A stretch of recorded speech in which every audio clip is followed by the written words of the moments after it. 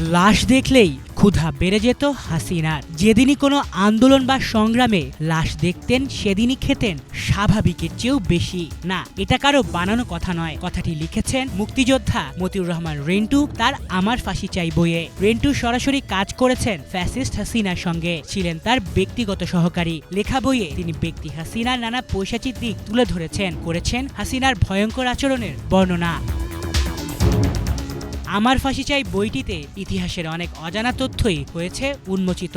1999 সালে প্রকাশিত হয় বইটি, যেখানে তুলে ধরা হয়েছে ফ্যাসিস্ট হাসিনার ঘৃণ্য চরিত্রের অন্ধকার দিক। এই বইটির কারণেই খোদ লেখককে সম্মুখীন হতে হয়েছিল প্রাণনাশী হামলার। আমার ফাঁসি চাই বইয়ের সবচেয়ে লোমহর্ষক বর্ণনাটি এসেছে 72 নম্বর পৃষ্ঠায়, যেখানে আজ আমি বেশি খাবো শিরোনামে লেখা আছে লাশ দেখলেই হাসিনার পৈশাচিক আনন্দ পাওয়ার কথা।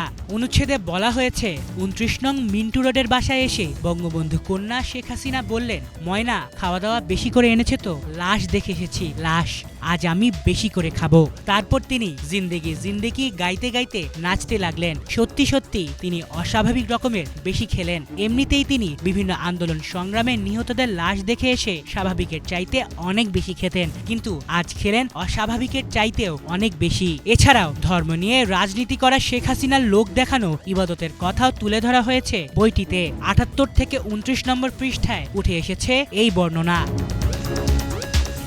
হাসিনার দীর্ঘ 16 বছরের শাসনামলে ইসলামপন্থীদের প্রতি তার ক্ষোভের এবং ঘৃণার নজির দেখেছে দেশবাসী, যার অন্যতম উদাহরণ 2013 সালে শাপলা চত্বরে নিরীহ মাদ্রাসা ছাত্র আর সারা দেশ থেকে আসা আলেমদের হত্যা। অথচ এই দুই যুগের বেশি সময় আগে হাসিনার এই ইসলাম বিদ্বেষের কথা আমার ফাঁসি চাই বইয়ে লিখে গিয়েছিলেন মতিউর রহমান রেন্টু।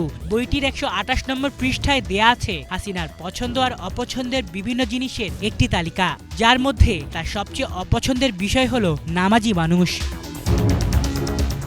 মতিউর রহমান রেন্টুর আমার ফাঁসি চাই বইয়ের মোট 120 পৃষ্ঠার প্রতিটি পাতায় হাসিনার ব্যক্তিগত এবং রাজনৈতিক জীবনেরই অজানা তথ্য রয়েছে, যা রীতিমতো চমকে দেবে বেশিরভাগ পাঠককেই। আর এ কারণেই এই বই প্রকাশের 1 বছর পরই লেখকের ওপর হয়েছিল প্রাণঘাতী হামলা, যার প্রেক্ষিতে তিনি রচনা করেন অন্তরালের হত্যাকারী প্রধানমন্ত্রী নামের আরেকটি বই। আলিফ চৌধুরী, বাংলাদেশিয়ান নিউজ ডেস্ক।